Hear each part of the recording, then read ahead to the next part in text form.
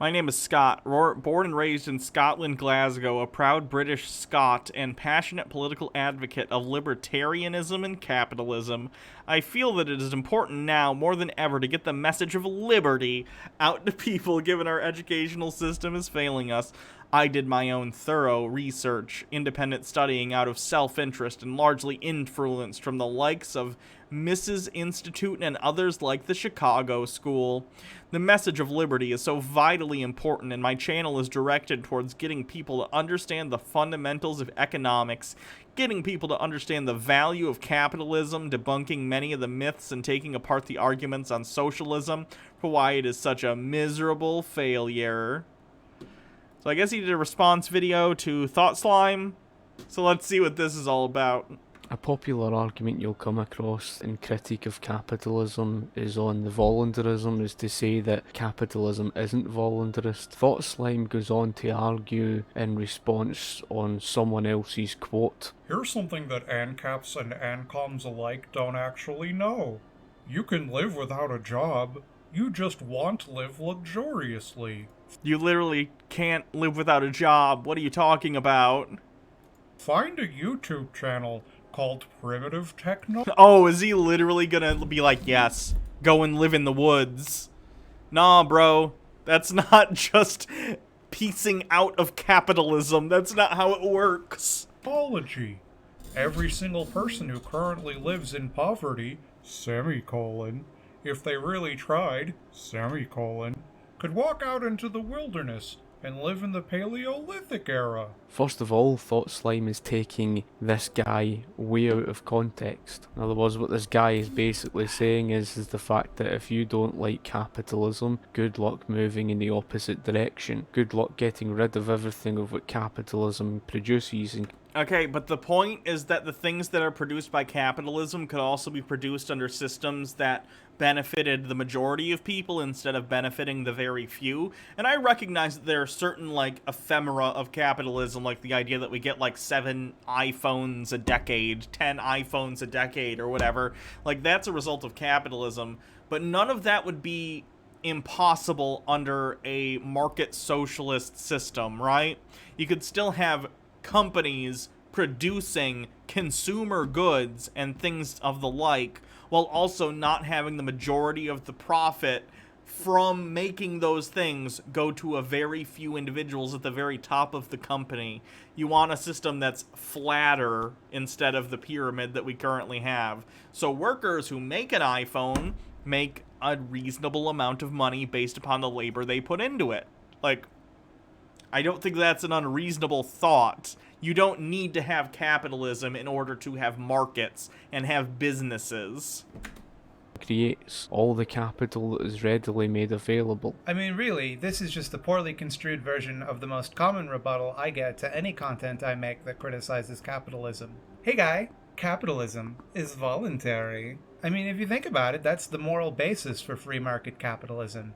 The market is made up of people making choices to trade things with one another. So don't complain about it because it's your choice, you knucklehead. You can just pack your bags and move away. Build a new, non-capitalist society, like Richard Black suggests. Just walk into the woods and build yourself a mud hut. Again, Thought Slime really doesn't comprehend the difference between socialism theoretically to that of practice throughout recorded history. So if we're going to talk about theoretically versus practice, then you also need to talk about capitalism in practice versus theoretically.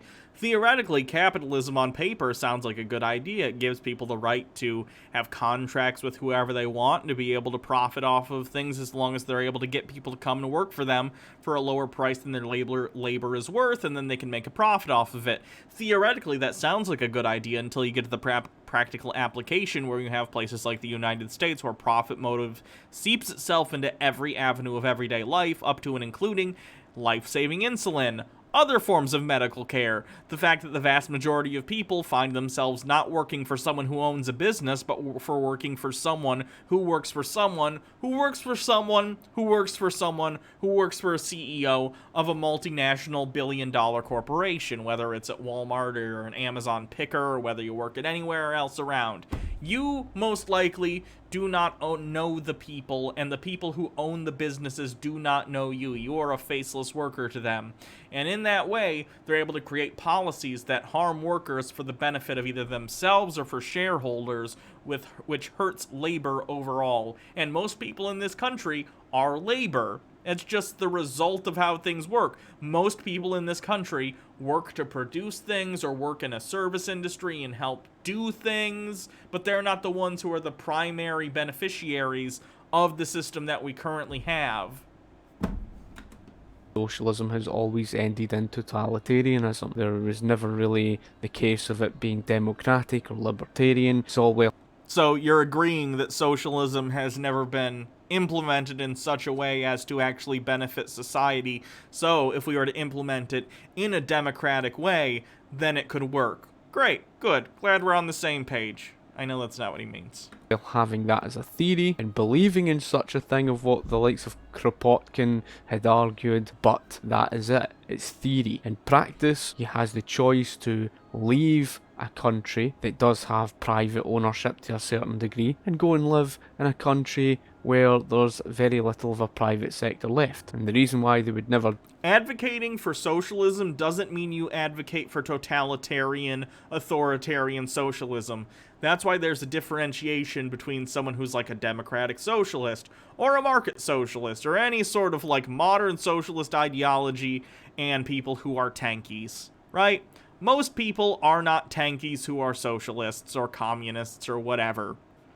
It's just not the case. You end up with people like Burger King guy, who of course are going to be mouthpieces for like Russian propaganda wings. But outside of that, typically when we talk about people like on BreadTube who are sort of parroting and talking about and synthesizing opinions that are, I think, emblematic of the majority of people who ascribe to socialism in the Western world, then we're not talking about tankies. In fact, we're talking about people who make fun of tankies for being idiots. Freaking Out 99 with a bit. He's saying, LOL, just go to a socialist country as a solution, but the capitalist country actively makes it difficult for the socialist ones to survive. Correct. do so is because Burger King, it's a whole thing. They're an economic catastrophe. It's always a case that, oh, that isn't real. There's this guy. Funny about the tools of capitalism. What's his name? His last name's like Maupin. Maupin. Oops. Burger King.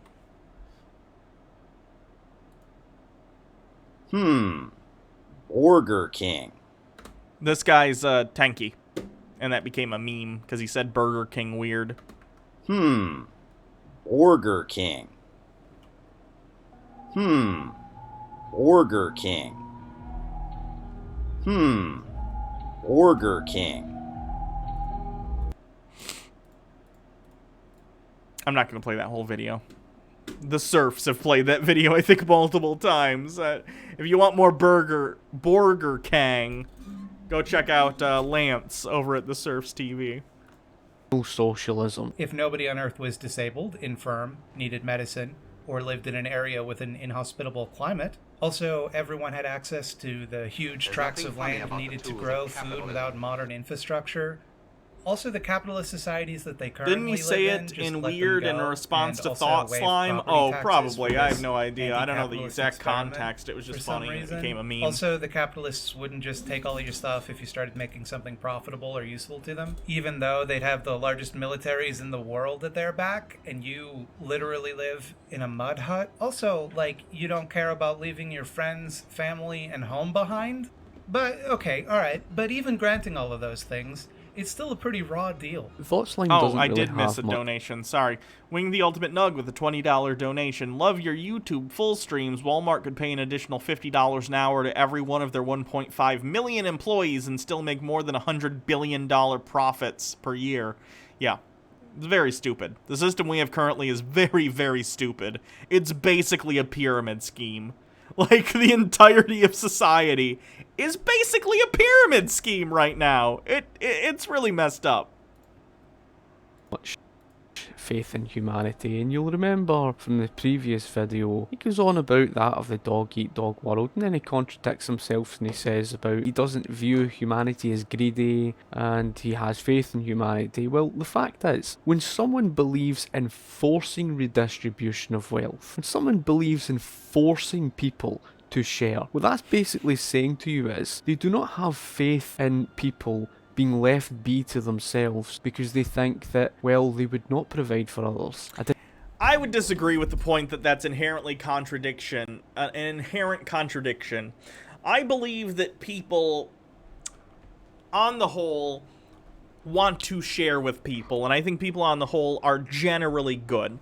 However, unfortunately, power, especially within a capitalist system, often ends up in the hands of the kinds of people who would be the beneficiaries of a capitalist system, and those people tend to be, as we find, to be sociopaths. And sociopaths, while they are a minority of the population, end up being quite a large portion of, like, CEOs and successful business people, specifically because those behaviors are successful and rewarded under capitalism. And those behaviors, unfortunately, because of the system, end up becoming cultural values and tainting people's value systems to become more selfish. So, I don't think it's as simple as saying, oh, everyone is good or everyone is bad or whatever. I think it's highly culturally contextual, and on top of that, when you have a system that rewards people with poor moral systems, that's going to trickle down to the rest of the population. So, I don't know. Defining ethic of socialism is coercion. So capitalism is basically about the redistribution of wealth through charitable means, through the voluntary action. Socialism's got nothing to do with the voluntary action. Socialism's about communal ownership. It's about coercion. It's not about coercion. It's about making sure that the people who, like, work for a company have ownership in that company. It's pretty simple. It's making sure that people get their fair share from the work they do. And if for some reason you can't work, then you're still taken care of, because human beings are a social species and we want to be able to take care of people if they can't take care of themselves, and I think that's fair and reasonable. About forcing others to share, and they've got no other means but to do so. And at the end of the day, see, if you get rid of capitalism and he's going down this road of you go in the opposite direction, you will lose liberty. You will end up in the direction of the Soviet Union. Literally, the only way to be socialist is to be Stalin. Galaxy brain take. Would you accept living in a communist dictatorship under the proviso that you could, if you so chose, walk into the woods and start a new society? Would having that option make the actions of a communist dictator just? No, obviously not. Having the option to flee a system does not make that system voluntary, it just gives you the option of becoming a refugee. Again, Thought Slime doesn't understand practice to that of the theories. All this theoretical nonsense, and you hear it all the time, it's this theoretical nonsense about, oh, but socialism's workers' ownership of this, workers' ownership of that. Well, that's all well said and done, but what's the entity that carries out the nationalisation? What's the entity that's going to get rid of the private sector? The government? Now, you'll never get an answer to it. They talk about getting rid of the private sector. Yeah, the government enforces laws, and I'm not necessarily talking about in what I think, and this is going to vary from person to person for obvious reasons. People have different opinions on how things should be carried out in actuality. But just because the government ensures that, for instance, workers are able to retain ownership in the company they work for doesn't mean that ownership goes through the government, right? At least in the way I see it. Like, all you would need to do is have laws that say, like, hey, if you're an employee of a company, then you inherently have a right to part ownership of that company and have a say in how that company runs and the compensation of not only you, but the other workers around you, and have basically democratic workplaces, right? That doesn't require state ownership. All that requires is the law to say that workers collectively own businesses as opposed to a few individuals at the top, and then a bunch of shareholders who are basically riding on speculation waves and going from, like, boom to bust every 10 years or so.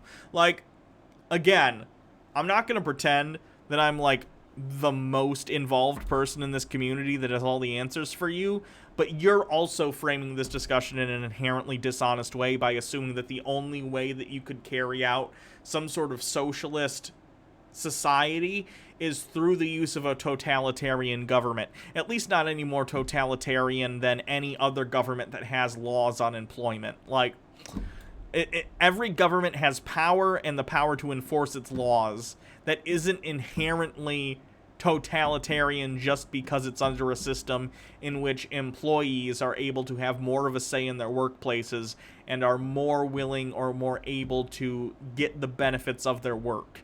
That's not inherently totalitarian. What's the entity that does it? It's the government. And you're going to need a specific character, a specific leader that's going to lead you there. Now, it's not going to be the likes of your Jeremy Corbyn or that of your Bernie Sanders type, you know. But why? Why do you think you need some sort of dictator to carry this out?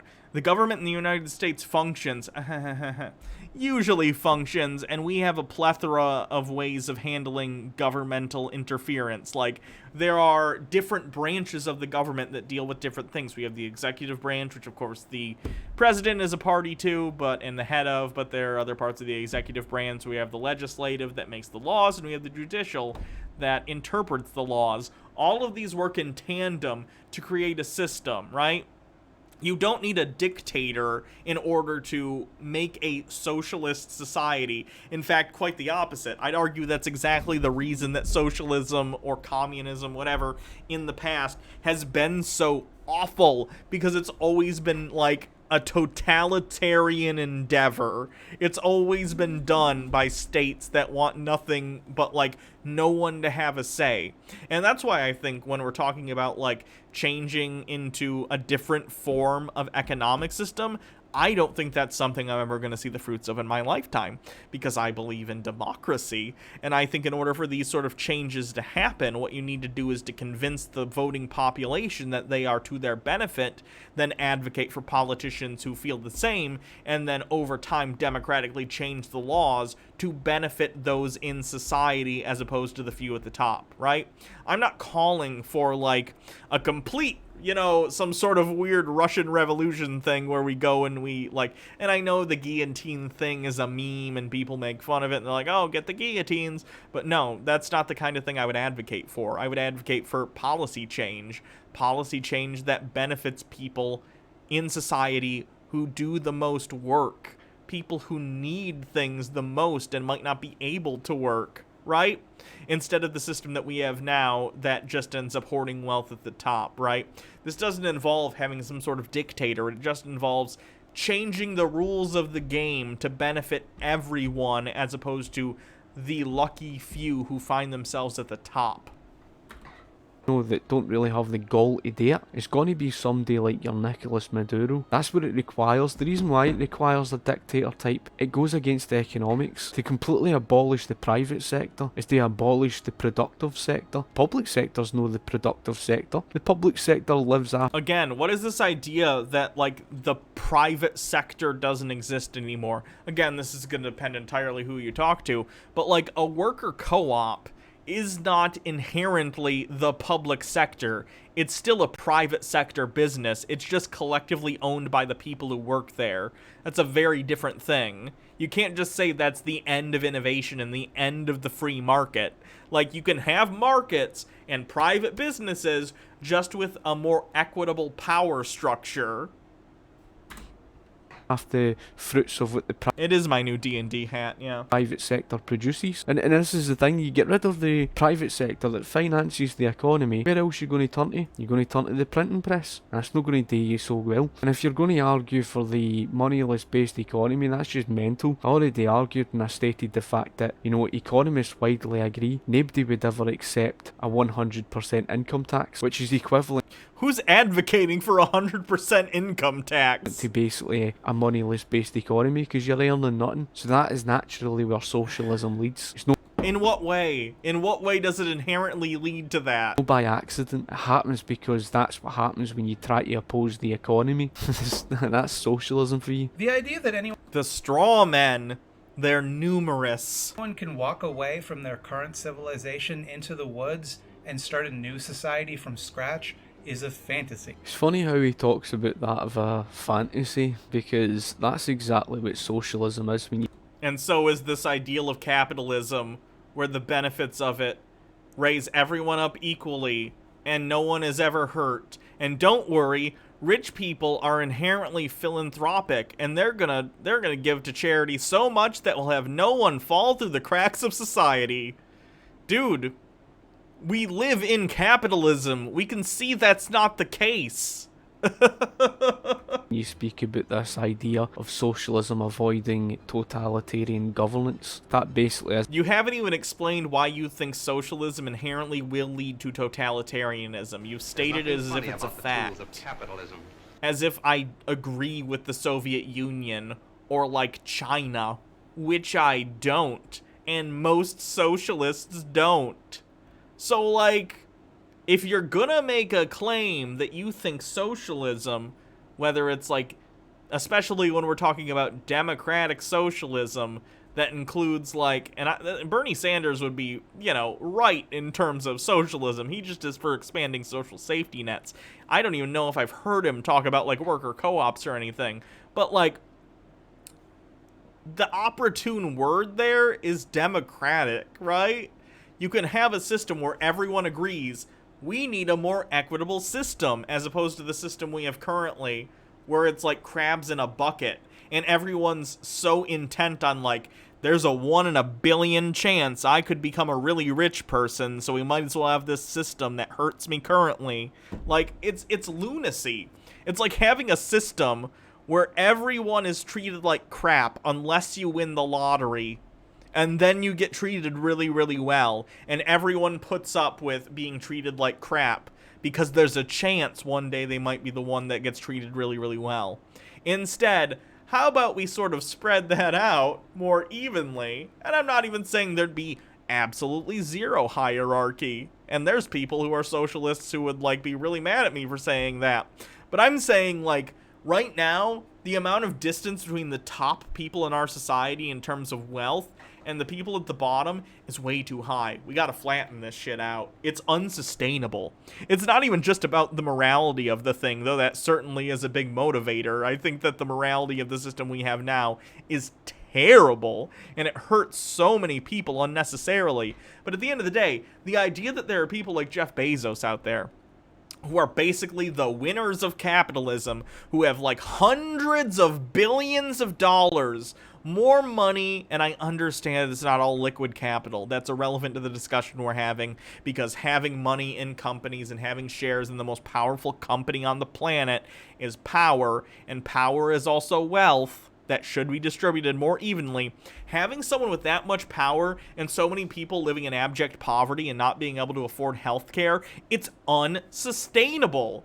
Like, even if you don't care about the morality of the argument, that's fine. That's your business. I'm not here to be your morality police. I am here to tell you, though, it is completely and entirely unsustainable. And you cannot have a society that functions like this to continue to go on. You cannot have a society built upon the backs and laws that benefit shareholders that are constantly asking for ever more growth with absolutely no abating it, without expecting things to go poorly, because infinite growth is impossible, and it's what our current version of capitalism demands. It's not enough to make billions of dollars. You have to make 5% more every year, 10% more every year in perpetuity, or you are a failure, and that is impossible.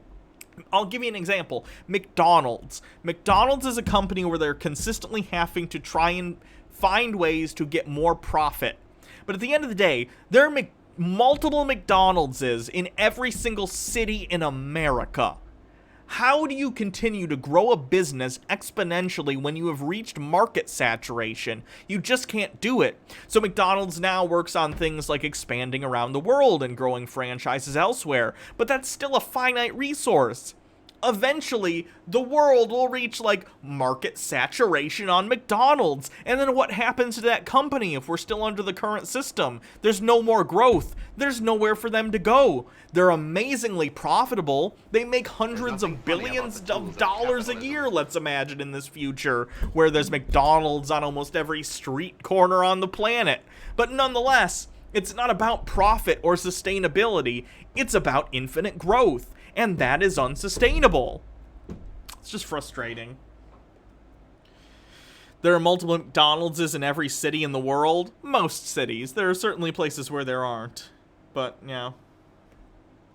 Is a fantasy. It's a fantasy because the Paris Commune was heading down that direction. It was turning towards the dictatorial rule. In his previous argument, he says, well, we're going to need a specific entity to basically dictate to people that you have to do this and you have to do that and you have to abide by these specific rules. Well, when you've got an entity there and it's a set group of people that are setting down rules for other folk and you have to abide by these specific rules, that is the definition of governance. You might not call it a government, doesn't matter what you call it, that's the definition to govern. When you govern... Yeah, I would agree. Government is basically when there's a supreme authority that is sovereign that dictates the rules, which is why I advocate for, again, a form of democratic socialism, where people still have a vote and they have a say in the system, but nonetheless the system of a government does exist. I don't believe in, like, anarchic socialism. I think that's a bad idea.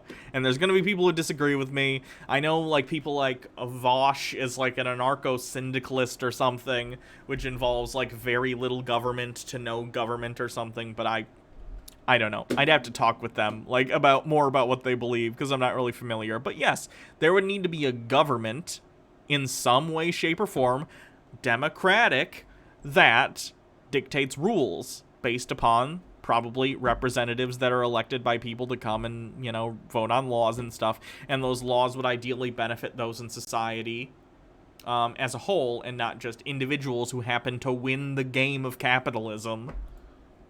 You are the one that's an entity, a group of people that is dictating and trying to control other folk. And the funny thing was, we saw exactly that Chaz, basically the Capitol Hill Autonomous Zone, where they started setting down rules. Oh, here's a segregated area for black people only, and segregated farming and all the rest of this, and you have to do this and you have to do that. In other words, it was quickly centralising towards its own wee type of government. That's what happened with the whole thing you saw of anarchist Catalonia. I agree. Government is inevitable. It's a way for humans to organize themselves. There's no way to get around that. It was anarchy. It was a terror group that formed that tried to dictate to other folk. And it was the same thing in the Paris Commune. You see, in the real world, socialism, it doesn't accept personal ownership of property at all. It doesn't. So, well, folk that, you know, were theorists, and they write down about how socialism can be this and socialism can be that, but how's that turned out in practice each and every single time? It's a fantasy in and of itself to believe that socialism can be libertarian or even democratic. It's not like Minecraft. I would partially agree about the libertarian thing. I think libertarian socialism is a very weird thing, because how are you going to make sure people follow the rules and make sure people equitably distribute power in companies or power in places of work if you don't have a central government that's dictating those rules? But saying that socialism is inherently incompatible with democracy, you need to demonstrate that if that is your claim. On what are you basing that fact? What about democracy and what about socialism are mutually exclusive to the extent that one precludes the other? You can't just walk into the woods, punch a few trees, and build a village. All of the land and resources you'd need are either... If you want to talk to Vosh, just send him an email. I certainly can't do it on Twitch, so I don't know. Owned privately or assumed to be de facto owned by whatever government lays claim to your particular location. Forget the argument for a second here on the centralised agriculture, because I've beat it to death and I even covered it in a previous argument in response to Thought Slime. That will lead down the road to starvation, right? You know that. He's going on about the fact that you can't just do this and you can't just do that. Well, that's the funny thing. Again, it goes to that thing about the fantasy. He's faced with the economic calculation problem. If you destroy the information of profits and losses, you can forget efficiency, because there's no way for you to know what resource... The idea that profits and losses are inherently one-to-one tied to efficiency is ridiculous. Often profit is dictated by cutting corners, and that doesn't make something efficient. It makes it more profitable. Like, if you pay your workers less, you might make more profit, but that's not more efficient. You're not necessarily going to output more and better of whatever product you're talking about, whether it's literal farming or whether you're manufacturing iPhones. Like, profit and efficiency are not one-to-one, and sometimes one gets in the way of the other. It depends on how you define efficient. Like, if you define efficiency by making sure you and the shareholders make the most money, then of course profitability is going to be one-to-one with that because you've defined them as each other. Whereas I would define efficiency as making sure you get maximum output of your input while making sure that your product remains sound, whether it's, again, food or an electronic or whatever it happens to be. You are saying that profit is always going to be a metric of efficiency because you have defined efficiency as profit.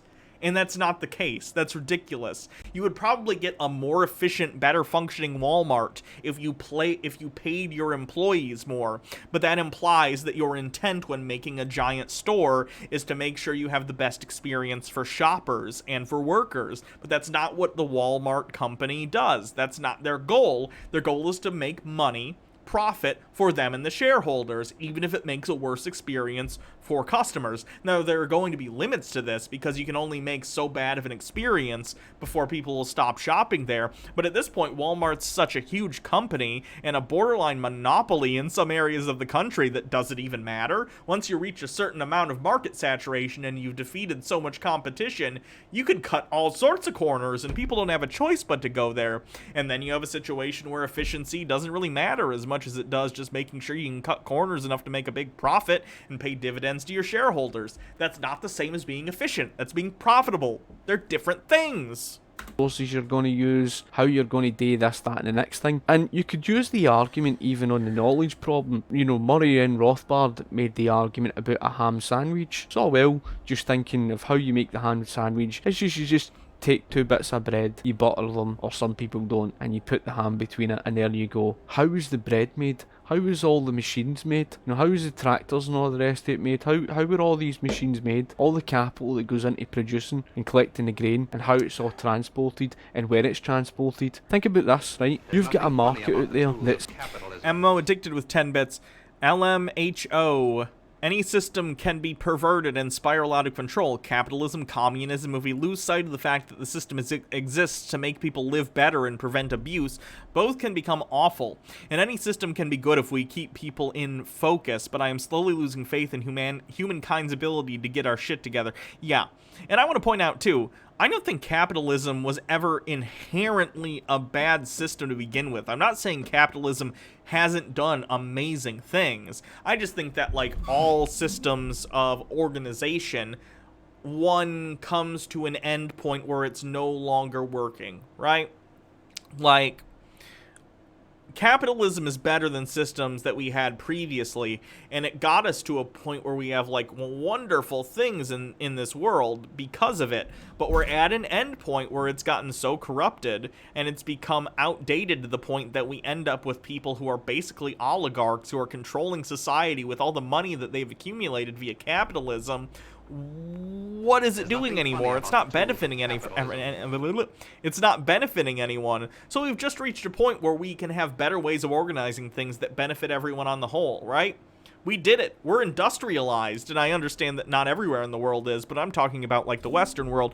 We're industrialized. We have amazing things. We have the most impressive consumer electronic devices in the history of the world, and those things can continue, but we already have the means of production, right?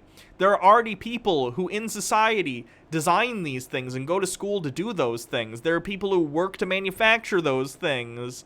Like, all that is required to make the system work is to flatten the payment scheme so that we don't have these people at the top that are all profiting off the work of others who are actually doing work, whereas the people at the top, most of them were just born to parents who already had capital that let them use that capital to finance endeavors that, again, are powered not by them, but by workers who actually do the work.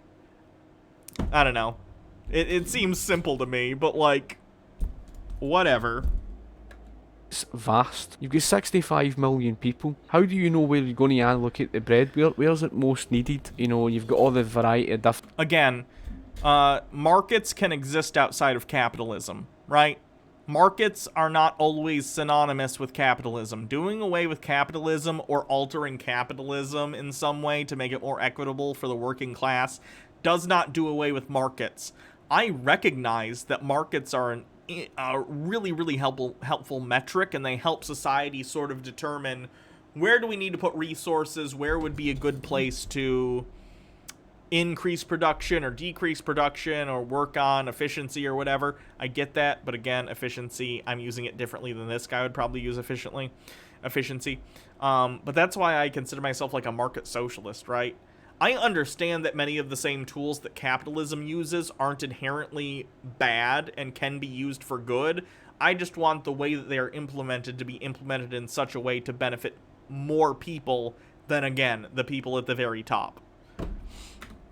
But again, he is responding to Thought Slime, and I don't know what Thought Slime's feelings on markets are. I have no idea. I've not watched a lot of Thought Slime. Different options as well. And that's another Nothing thing. funny about the tools of MMO capitalism. addicted with 10 bits. Yep, I agree with basically everything you're saying, but from a purely capitalistic standpoint, even the people at the top should be into flattening this too. With looming automation, it's going to be an issue very soon where there's no one left to buy stuff. And in capitalism, the money is like spice. It must flow. What is Bezos going to still thrive when his business is reduced to just robots bringing his fellow billionaires caviar?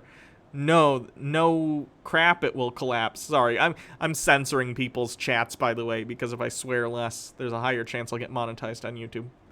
He doesn't take So into sorry for that. consideration. You're going to need, like Christian Niemiec stated, you're going to need something like the 5-year plan to carry out the central planning for a vast nation. You can't just have... Again, the implication that all socialism requires central planning and a planned economy is not true. It's really going to be dependent on who you talk to. individual communes all going doing their own thing. No less you want to take our living standards, like I says, back 200 odd year. But when you're faced with the economic reality that you've got all these millions of different products out there in the market, you're going to need to work out how much to produce of each and every single option, of each and every single item. In economic reality, you destroy the information of prices that only the market can provide. Well, good luck with that. Socialism in practice does exactly that, but in his argument, if you have a socialism that's powered by a central economy and doesn't involve markets, which is not all socialism. let's just go down the road of that argument. Because in a moneyless based economy, you've no information of prices. Again, the idea that it'd be a moneyless based economy. I didn't say that. I know he's not responding to me, so that's not fair of me to say, but I'm just saying it to illustrate the point. This isn't what all socialists believe. You're faced with the same problem, plus the fact there's going to be the lack of incentive to produce more. You don't have a choice but to live within capitalism. As long as capitalism maintains hegemonic control over the place you live, you are forced to participate, even if you don't want to. You know, that's absolutely magical, folk. And just about every single socialist regime, and again, socialism in There's nothing practice. funny Never about the mind tools this of capitalism. theoretical nonsense. Oh, but that's not true socialism. Whether you talk about the Berlin Wall and... Wing the ultimate nugget with a bit. Why don't we funnel all our money into space mining? If we space mine, then we have virtually unlimited resources, especially rare resources needed for high-end computers. Therefore, all markets will collapse and everything will be virtually free if we want. Like Star Trek without the magic atom machines that turn things into other things. I mean, I guess. But if we're talking about space mining, you might as well talk about replicators, right? We're talking about sci-fi technology. Do I think that someday people will mine asteroids? Sure. But it's just not cost effective, so it's not going to happen now. And there we have markets again. I'm not against markets.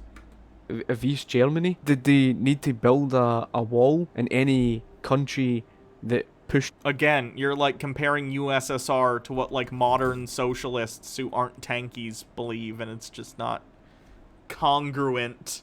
towards more and more capitalism? Did West Germany have to build a wall? You don't see people seeking to flee countries that are on the scale more towards capitalism, and you don't see all these walls. Where are they going to flee to? Where would actually, Canada. Canada would be a good choice. If I could move to Canada right now, I would. Specifically because of their socialized healthcare system. Please. I would love to move to Canada, but you know why I can't? Because it costs a lot of money. Again, money getting in the way with my ability to go to a place where I feel I have greater opportunity. What a shock. You don't see things like the Iron Curtain, do you? It's always a case that in every socialist country that you find, they always have something like the military threatening and killing people, like Venezuela. Again, it reminds me of the Capitol Hill Autonomous Zone. They're autonomous zone, but they were building a wall. Capitalists are right to say that the choices they make within capitalism Yeah, it was to try and keep, like, cops and the military from coming in.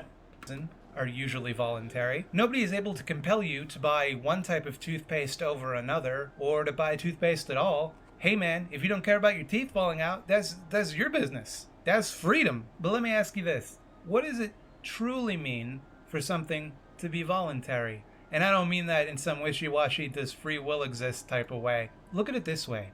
If you're mugged, is giving your money to the mugger voluntary? No? Folk, I don't even know where to go with this one. This one has just left me absolutely confused, and I'm pretty sure it's left you in the same way. How? He's talking about the inherently, how do I put this? The inherently coercive nature of living in a society that requires you to participate in a system you don't agree with. It's pretty straightforward as an analogy. I'm not saying you have to agree with it, but it's very understandable. So acting like faux confused about it is kind of a stupid tactic. How did he draw to the conclusion, okay, it's voluntary for you to hone your money off and buy a product. That's voluntary and accept.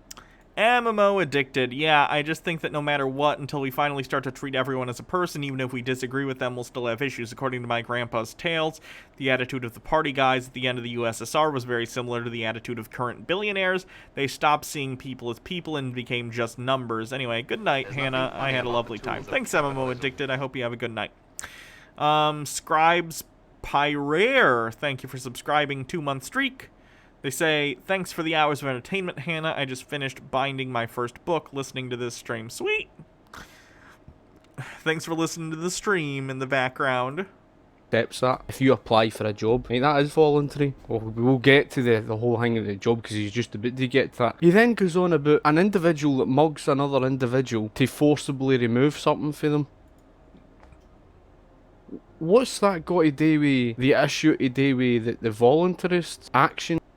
Because what he's saying is to survive within society, aka to not be stabbed in the metaphor, you are being coerced into taking an action you otherwise might not take, aka working in a system where the majority of the fruits of your labor do not go back to you, but instead are funneled upwards towards some CEO or some investor. That's what he's talking about. He's talking about the coercive nature of, well, the system doesn't work for you, but if you don't work in it, you're gonna die. That's what he's saying. Again, it's not a difficult metaphor to understand. I think this guy's being intentionally obtuse.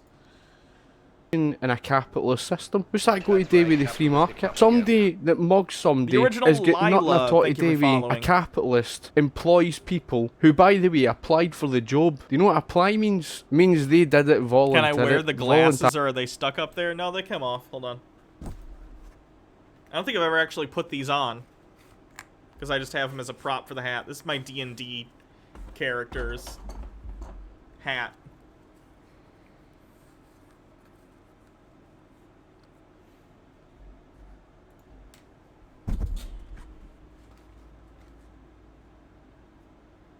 Ugh. Yeah, see, I can wear them. Although I can't see out of this eye at all. That's not true. I can see the inside of this thing, but it's not actually see-through. Thoroughly. Let's just move on, right? Because he gets onto the job bit. You'll see just how irrational this mindset, this mentality really is. Let's just move on. Why not? You chose to Major do Dub, it. thanks for in gifting order a for a choice sub. to be voluntary, That rhymed. you have to be free to not choose it without harm coming to you. It really doesn't matter if the cause of that harm is implicit in the choice or the result of human coercion, much to the chagrin of right libertarians, who insist only the latter counts and twist themselves into knots trying to justify that position. My choice to eat or sleep is not voluntary. I have to do those things because I'll die if I don't, and I don't want to die. I got too many cartoons to watch. You can hear how nothing childish funny about that the tools of mentality really capitalism. is. This idea about you need to sleep and obviously you need to eat. Oh, that's a bit obvious, innit? Again, a choice is something what you call voluntarist. You've got the choice, just like if you buy products. You've got a choice whether you want to buy the product or not, or you can just walk off and not Okay, spend but he's your not money. And talking that's a about choice. buying Nobody products. forces He's you to talking do about so. It's a bit- taking part in a system that, at its heart, does not benefit you in a fair way. And I know what this guy's going to say. Well, no one said life was fair. Okay, well, we're not talking about that, like, tornadoes happen sometimes. We're talking about a completely human-designed system that can be altered, right?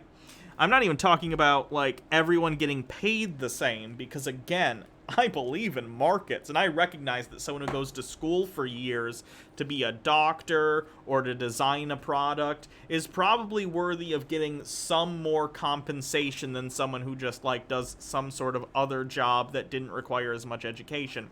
But what I am saying is that the current system we have now, where there are a bunch of leeches at the top who effectively do nothing but own capital and hold it in order to try and dictate where things should go in terms of capital, I think that's bad for everyone, and that's the issue.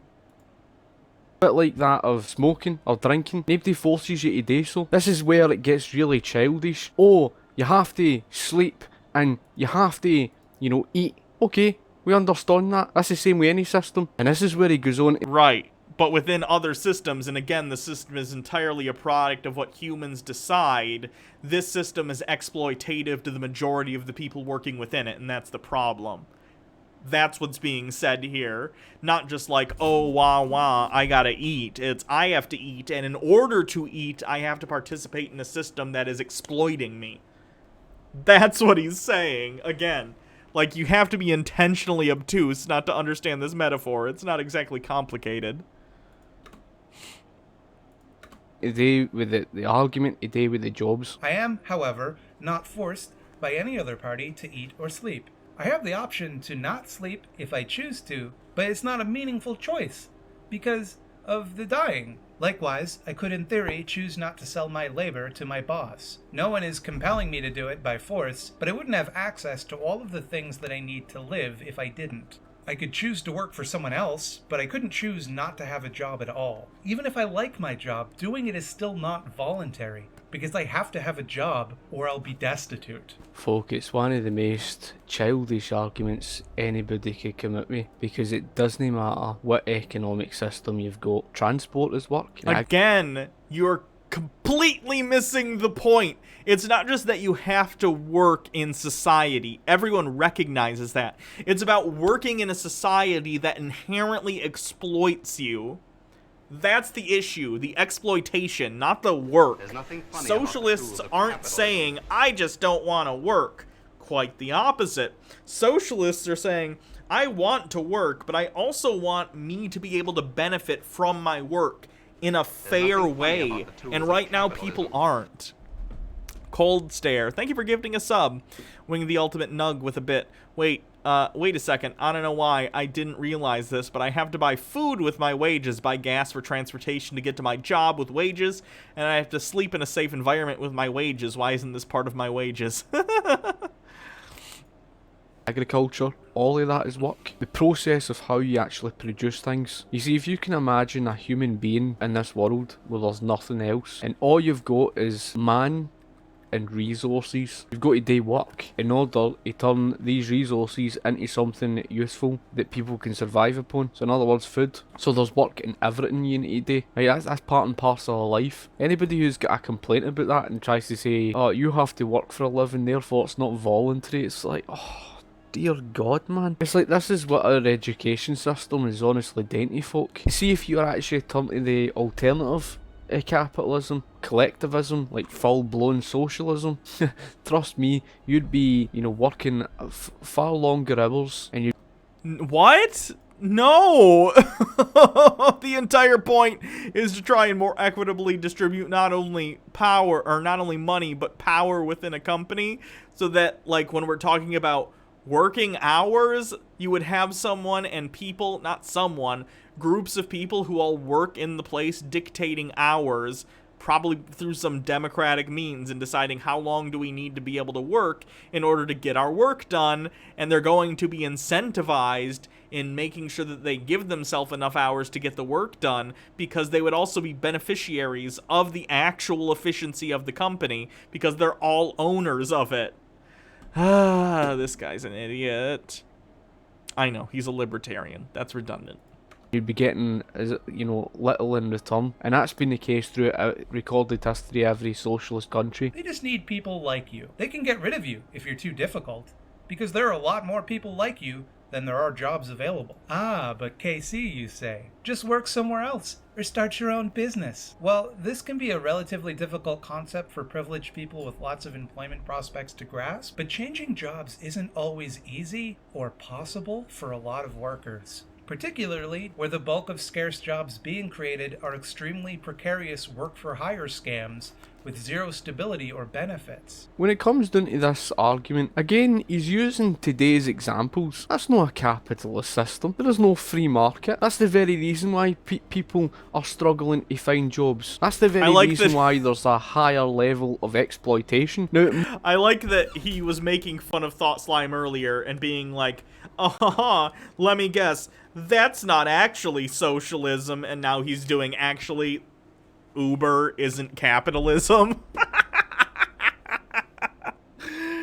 The irony. It's palpable. it must be noted that there's no such thing as this perfect system or perfect economy, because Straw man. No one's talking about a perfect system. We're talking about a system that exploits people less. the bottom line is, you're always going to have corruption and exploitation, and you're always going to have rich and poor people. That's the Okay, which is why you create a system that disincentivizes those behaviors instead of rewarding them, which is what capitalism currently does. No one is saying that human beings are these little balls of light that are moral, and if we did away with capitalism, everyone would just hug and share and love each other. No, we don't. Human beings are greedy. But that's the reason we need to create a system that disincentivizes those behaviors and rewards behaviors that involve things that we do think are good, working hard and getting paid in return equitably without getting exploited. That's a thing I think we can all agree is good. Exploiting your workers or exploiting your contractors in the case of Uber in order to make a profit, that's immoral. That's exploitative. That's part of capitalism, and it's not only part of capitalism, it's the rewarded part. That's the incentive under capitalism. real world, no matter what economic system you've got. The beauty of the capitalist system is the fact that it greatly reduces those problems. It just so happens to be, and you go in the opposite direction of that, in these strongly mixed-based economies where you see corporatism, you see a lot of this wage suppression, simply because of the fact that you've got a wider range of employees to choose for, or potential employees. They can easily just get rid of somebody and employ somebody else to do it for cheaper. And that problem has actually been created, not just because of the open door and immigration, but the very... Fuck you! Oh, actually, it's not capitalism's fault, it's immigration's fault. You disingenuous bitch. That is so ridiculous that you're like, actually, the fact that you're being underpaid, that's not the fault of capitalism, that's the fault of immigration. Oh, really? Even if that was the case, which it isn't, who's hiring the immigrants? Who's making the decision to hire people who they can pay less and firing people they can pay more? Did the immigrants come in and just literally run into Walmart and go, aha, I work at Walmart now? Or did a hiring manager using a mandate brought down from some CEO somewhere make that decision? So stupid.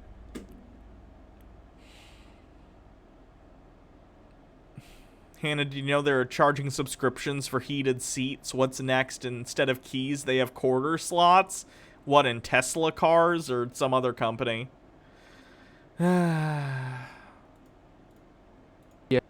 issue today with the fact that And the thing is, too, that's not good either. Like, in the situation you're talking about where immigrants are going to come in and take jobs and get paid less, the immigrants are being exploited, you doofus. That's also bad for them. Who's the victim there? Both the person who got fired and the person who's an immigrant who's coming in and getting paid less for the same job. Those are both the fault of the capitalist who's choosing those hiring policies and lowering wages. God, libertarians are idiots. Markets become, monopolised. It's all these oligopolies. You're living in the absence of the free market. That's why there's such a problem. It's the very reason why folks struggle to start up a new business, because they can't afford to do so. And why can they not afford to do so? They can't afford it because of the fact that all the socialist government regulation has pretty much sent the cost through the roof. The tax rate. Oh, the cost of goods and things have gone through the roof? Actually, that's not capitalism's fault. That's actually, checks notes. Government regulations' faults. No! Alright. I'm done with this guy. This guy's an idiot.